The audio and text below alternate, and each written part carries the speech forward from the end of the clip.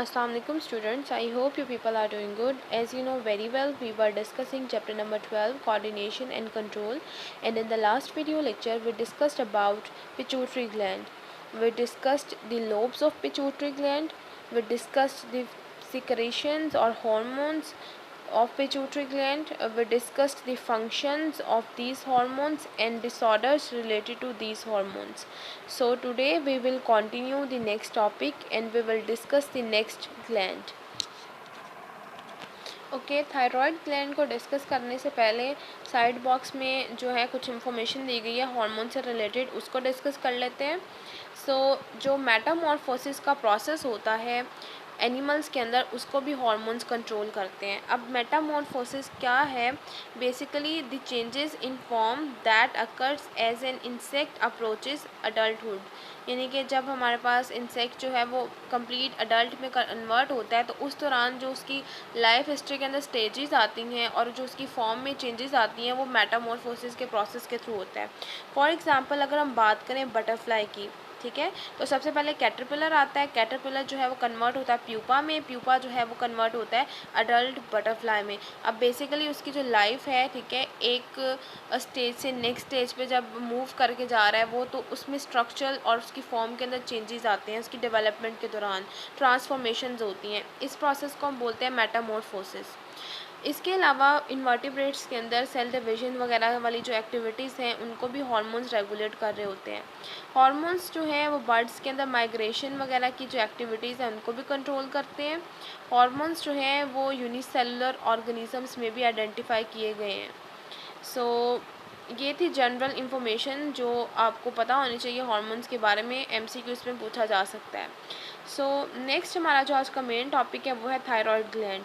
Thyroid gland जो है ये लार्जेस्ट एंडोक्राइन ग्लैंड है ह्यूमन बॉडी के अंदर, और ये आपके नेक वाले रीजन में प्रेजेंट होता है, लैरिंग्स के बिल्कुल नीचे. अब इसका ग्लैंड है तो इसका फंक्शन क्या है? इसने सेक्रेशन करनी है हार्मोन की. तो इसकी जो सेक्रेशन है, जो स्पेसिफिक हार्मोन ये प्रोड्यूस करता है वो है थायरॉक्सिन. अब थायरॉक्सिन की प्रोडक्शन के लिए आयोडीन रिक्वायर्ड है. आयोडीन आपको पता है मिनरल है और ये बहुत असेंशियल होता है थायरॉक्सिन की प्रोडक्शन के लिए. अगर आयोडीन जो है वो डाइट में नहीं है या आयोडीन की कमी है तो हार्मोन जो है वो प्रोड्यूस नहीं होगा. अगर हार्मोन प्रोड्यूस नहीं होता तो इस कंडीशन में क्या हो रहा होता है? बेसिकली थायराइड ग्लैंड जो है वो बड़ा हो जाता है, इनलार्ज हो जाता है, और इस कंडीशन को हम बोलते हैं गोइटर. आपने अक्सर जो है वो पेशेंट्स देखे होंगे गोइटर के, उनकी जो गला है, ये नेक वाला रीजन बहुत ज़्यादा स्वेल हो जाता है, बहुत ज़्यादा बड़ा हो जाता है. वो यही है कि थायराइड ग्लैंड जो है उसकी सेक्रेशंस प्रॉपर नहीं हो रही. Have you noticed that during summer the urine output is low? आपने मतलब देखा होगा जब गर्मियों का मौसम होता है तो आपकी यूरिन आउटपुट जो है वो कम हो जाती है. ये हम लोगों ने जो लास्ट टाइम पढ़ा था ना, वैसोप्रेसिन या एडीएच हार्मोन, उससे रिलेटेड क्वेश्चन है. अब होता ये है कि गर्मियों में, क्योंकि आपको पता है गर्मी बहुत ज़्यादा होती है, टेम्परेचर बहुत ज़्यादा होता है, तो स्वेटिंग प्रोसेस जो है वो ज़्यादा हो जाता है. स्वेटिंग आपको बहुत ज़्यादा होती है. स्वेटिंग ज़्यादा होती है तो वाटर लेवल जो है ब्लड के अंदर कम हो जाता है. इस वजह से पिट्यूटरी ग्लैंड जो है वो ज़्यादा एडीएच ब्लड के अंदर रिलीज़ करता है. अब एडीएच का काम है कि उसने कॉन्सेंट्रेटेड यूरिन प्रोड्यूस करना है, यानी कि वाटर की मैक्सिमम रीअब्जॉर्प्शन करानी है ताकि आपकी बॉडी में वाटर जो है वो कंजर्व रह सके. तो इस कंडीशन में जब एडीएच ज़्यादा रिलीज़ होगा तो वाटर कंजर्व होगा, वाटर का लॉस जो है यूरिन के थ्रू ज़्यादा नहीं होगा. That's why your urine output जो होती है वो लो होती है. बेसिकली फिर क्या किया जाता है, मतलब डिफरेंट जो गवर्नमेंट है उसने डिफरेंट, आपको पता ऑर्गेनाइजेशंस हैं या जो भी हेल्थ अथॉरिटी जो रखते हैं, हेल्थ डिपार्टमेंट से रिलेटेड होते हैं, फूड इंस्पेक्टर्स वगैरह होते हैं, फूड से रिलेटेड होते हैं, मिनिस्टर्स वगैरह होते हैं. तो बेसिकली हमारी जो गवर्नमेंट है वो इनकरेज करती है कि जो सॉल्ट हम यूज़ करते हैं, टेबल सॉल्ट, खाने का सॉल्ट, ठीक है, तो उसमें आयोडीन मिलाया जाए ताकि लोगों के अंदर आयोडीन की कमी ना हो और प्रॉपर थायरॉक्सिन प्रोड्यूस हो. अगर आपने देखा होगा नेशनल का अक्सर आप जो है वो नमक ख़रीदते हैं तो उस पर लिखा होता है आयोडाइज्ड सॉल्ट, तो इसका मतलब है कि उसके अंदर आयोडीन प्रेजेंट होती है. अब थायरॉक्सिन जो है इसका फंक्शन क्या होता है? थायरॉक्सिन ने क्या करना होता है? फूड की जो ब्रेक डाउन है उसको इंक्रीज़ करना होता है और एनर्जी रिलीज़ करानी होती है बॉडी के अंदर. तो इसका मतलब ये है कि बेसिकली जो थायरॉक्सिन है ये बॉडी की ग्रोथ के लिए रिस्पॉन्सिबल होता है.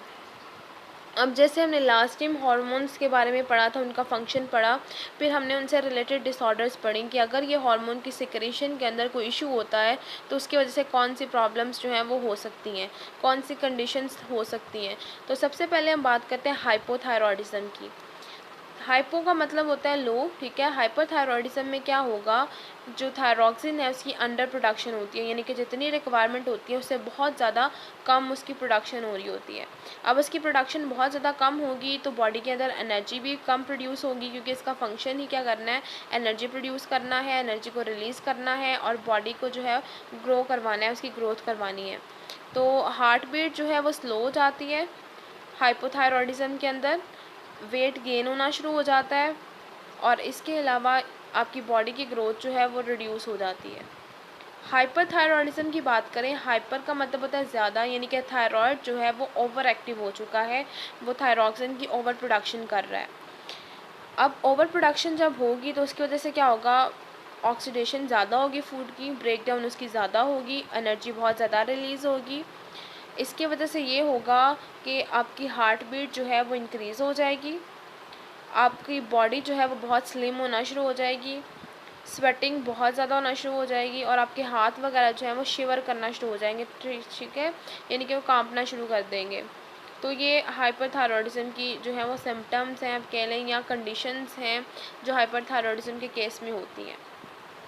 अब थायरॉक्सिन के बारे में तो हमने पढ़ लिया कि थायराइड जो है वो सिक्रेट करता है, थायराइड ग्लैंड थायरॉक्सिन को, उसका फंक्शन पढ़ लिया। एक और हार्मोन है जो थायराइड ग्लैंड प्रोड्यूस करता है, उसका नाम है कैल्सिटोनिन। कैल्सिटोनिन ने क्या करना होता है, इसने डिक्रीज़ करना होता है level of calcium ions in blood. Blood में डिक्रीज़ करने का मतलब ये है कि ब्लड से जो कैल्शियम है उसको बोन्स के अंदर जो है वो एब्जॉर्ब करवाएगा। तो इसने क्या कराना होता है, बेसिकली एब्जॉर्प्शन करवानी होती है कैल्शियम की फ्रॉम ब्लड इनटू बोन्स। अब जितना हमारे पास ये रिलीज़ हो रहा है बॉडी की रिक्वायरमेंट के अकॉर्डिंग, ब्लड में अगर कैल्शियम ज़्यादा हो जाता है तो वो कैल्शियम जो है वो बोन्स में डिपॉजिट होना शुरू हो जाएगा, बोन्स जो है वो हार्ड होना शुरू हो जाएंगी, ठीक है, स्ट्रॉन्ग होना शुरू हो जाएंगी।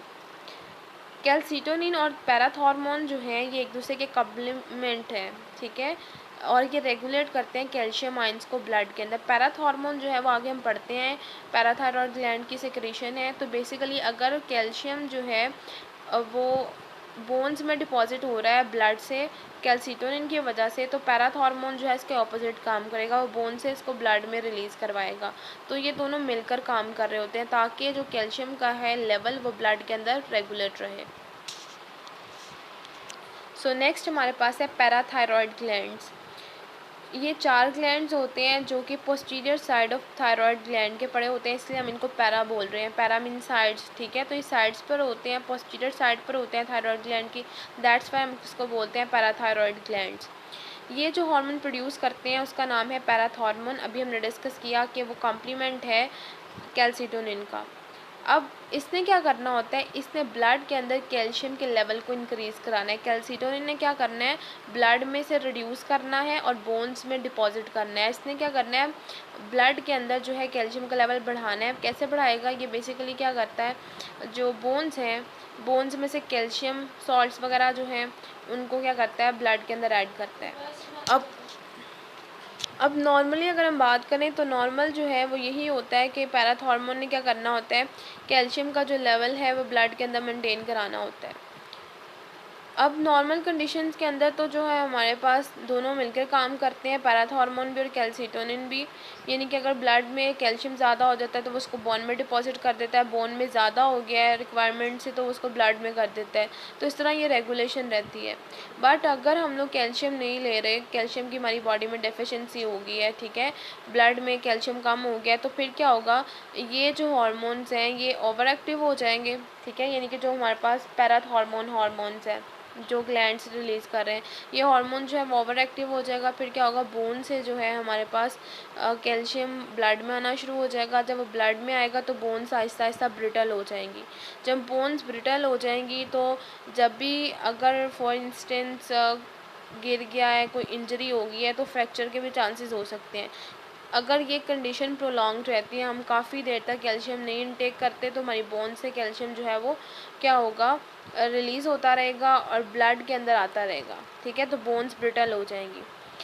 दूसरा केस ये हो सकता है कि अगर इसकी डेफिशिएंसी हो जाती है पैराथॉर्मोन की डेफिशिएंसी हो जाएगी, ब्लड के कैल्शियम जो है वो लेवल फॉल कर जाएगा, इसकी वजह से टेटनी हो सकती है। टेटनी जो है ये बेसिकली मसल्स को इफ़ेक्ट करती है।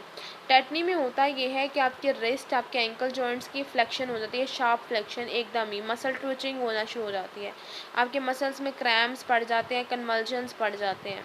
ठीक है, अब ये होता क्यों है? ये ब्लड कैल्शियम लेवल रिड्यूस होने की वजह से या डिक्रीज़ होने की वजह से होता है। बेसिकली जो कैल्शियम है ना, किसी तरह आप जब आप नेक्स्ट क्लासेस में जाएंगे तो आप देखेंगे कि कैल्शियम बेसिकली आपकी नर्व इम्पल्सेस जो हैं उनको बनाने में बहुत ज़्यादा इंपॉर्टेंट रोल प्ले कर रहा होता है। कि नर्व इम्पल्सेस आई हैं या जो भी सारा नर्व इम्पल्सेस का काम हो रहा है, वहाँ पे कैल्शियम जो है वो बहुत ज़्यादा इंपॉर्टेंट रोल प्ले करता है। तो कैल्शियम का लेवल जब डिक्रीज़ हो जाएगा तो फिर इसकी वजह से क्या होगा, जो नर्व्स हैं वो डिस्टर्ब हो जाएंगी और मसल जो है वो ज़्यादा एक्साइटेबल हो जाएंगे। मसल ज़्यादा एक्साइटेड हो जाएंगे तो muscle twitching, muscle cramps common हो जाएंगे। So this is all about parathyroid gland. ये दोनों एक दूसरे के कॉम्प्लीमेंट आपने याद रखना है। कैल्सीटोनिन और पैराथॉर्मोन, एक ने लेवल इंक्रीज़ करना है तो दूसरे ने डिक्रीज़ करना है। दोनों नॉर्मल कंडीशंस में मिलकर काम करेंगे, बट अगर कोई मसला हो जाता है यानी कि कोई हमारे पास आप कह लें कि ग्लैंड में कोई ट्यूमर हो गया या कोई और कंडीशन होगी बॉडी के अंदर जिसकी वजह से ये ओवर एक्टिव हो गए हैं या इनके फंक्शन रिड्यूस हो गया है, तो उसकी वजह से डिज़ीज़, ऑब्वियस सी बात है, कोई ना कोई डिज़ीज़ हो जाएगी और हमें फेस करना पड़ेंगी बहुत सी प्रॉब्लम्स। थायराइड के बारे में तो आपने सुना होगा, बहुत कॉमन है थायराइड। बहुत से लोगों में ये प्रॉब्लम पाई जाती है कि उनका थायराइड जो है प्रॉपर फंक्शन नहीं करता, फिर उनको एक टैबलेट दी जाती है मेडिसिन थायराइड ग्लैंड को ट्रीट करने के लिए। ठीक है, वो टैबलेट जो है वो थ्रू आउट द लाइफ आपको खानी पड़ती है। अगर आप नहीं खाओगे तो फिर मसला होगा। वो उसका एज सच कोई ट्रीटमेंट नहीं है, बट वो हम लोग आर्टिफिशियली कह लें हार्मोन नहीं देते हैं, वो टैबलेट देते हैं जिसकी वजह से या तो वो थायराइड जो है प्रॉपर फंक्शन करता है या हार्मोन प्रोड्यूस होता है, या बेसिकली वो हार्मोन के फॉर्म में ही होती है ताकि आपकी बॉडी में थायरॉक्सिन रहे। क्योंकि अगर हाइपोथायरॉयडिज्म होता है या हाइपरथायरॉयडिज्म होता है, दोनों कंडीशंस के अंदर आपकी बॉडी के लिए बहुत हार्मफुल है। सो जिन लोगों के अंदर थायराइड का मसला होता है उन्हें through out the life tablets या मेडिसिन जो डॉक्टर देता है थायराइड ग्लैंड की, उसको यूज़ करना पड़ता है। सो इस डायग्राम में आप देख सकते हैं पिट्यूटरी ग्लैंड, मैंने आपको बताया था कि ये बेसिकली हाइपोथैलेमस के आसपास ही होता है। ठीक है, और ये पी शेप होता है। आप देख सकते हैं कि ब्रेन वाले रीजन में होता है पिट्यूटरी ग्लैंड, आपके नर्वस सिस्टम से एसोसिएटेड होता है। और नेक वाले रीजन में थायराइड ग्लैंड देख सकते हैं, और थायराइड ग्लैंड के पोस्टीरियर साइड पे जो है वो 4 ग्लैंड्स हैं जिनको हम पैराथायरॉयड ग्लैंड्स बोलते हैं। तो ये लोकेशन है बेसिकली ग्लैंड्स की। और इनके हार्मोन्स के बारे में मैंने आपको बता दिया, कौन कौन सी सिक्रेशंस होती हैं।